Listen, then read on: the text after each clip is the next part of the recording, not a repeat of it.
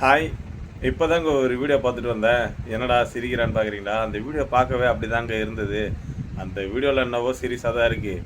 எனக்கு என்னவோ அந்த வீடியோவை பார்த்தா சிரிப்பாக தான் வந்தது. யாருன்னு பார்த்தீங்கன்னா நம்ம ஜூலி அக்கா தான். நம்ம ஜூலி அக்கா திடீர்னு பார்த்தா பத்திரிகையாளர் சந்திப்பில் நின்றுங்கிறாங்க. வீடியோ பார்த்தேன், கொஞ்ச நேரத்தில் சிரிப்பு வந்துருச்சு. ஆனால் அவங்க சீரியஸாக தான் பேசிகிட்டு இருந்தாங்க. நம்ம அக்கா முன்னாடி பேசின ஒரு வீடியோவை பார்த்துட்டு அந்த வீடியோ என்னென்னு பார்த்துக்கலாமா?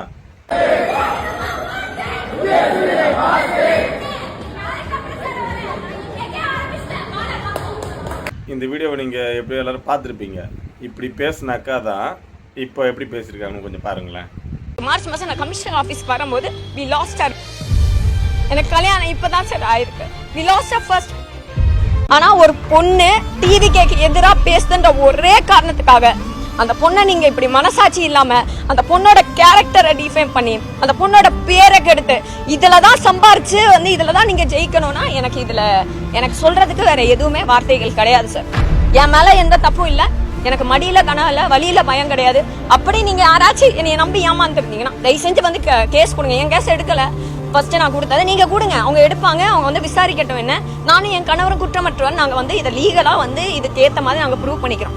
நான் பிரஸ் மீட் கொடுக்காம நான் எதுவுமே கொடுக்காம இந்த விஷயத்தை பத்தி பெருசா பேசாம இருந்த ஒரே காரணம் நான் சட்டத்தை நம்பி ஓகே அதுக்கான ஆக்ஷன் எடுப்பாங்க.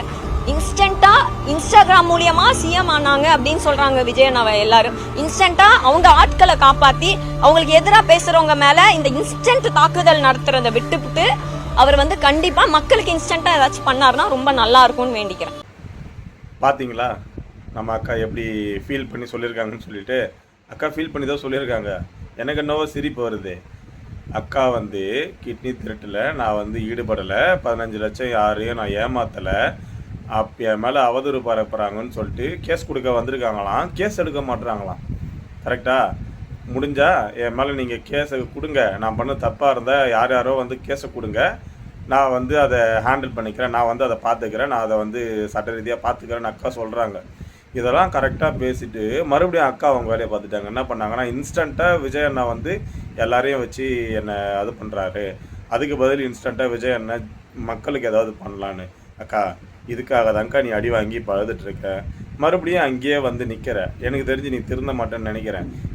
இதே போல் இந்த வீடியோவில் நீங்கள் மார்ச் மாதம் கமிஷன் ஆஃபீஸ் படியேறி வந்ததுனால கரு கலைஞ்சிச்சு முதல் குழந்தைன்னு சொல்லிட்டு ஃபீல் பண்ணுறீங்க. ரொம்ப கஷ்டமாக தான் இருக்குது. ஆனால் மார்ச் மாதம் ஞாபகம் வச்சுங்க, ஆட்சியில் இருந்தது டிஎம்கே. அப்போ டிஎம்கே வந்து உங்கள் கேஸை எடுத்துக்கல, நீங்கள் அதை பற்றி பேச மாட்டீங்க. இப்போ டிவிக்கு எடுக்கலன்றதை மட்டும் சொல்கிறீங்க. அதையும் கொஞ்சம் பேசியிருக்கலாங்க. உடம்பு பார்த்துக்க, இதுக்கு மேலே உனக்கு சொல்கிறதுக்கு எதுவும் இல்லைக்கா. நீ உடம்பு பார்த்துட்டு நல்லா இருக்கா.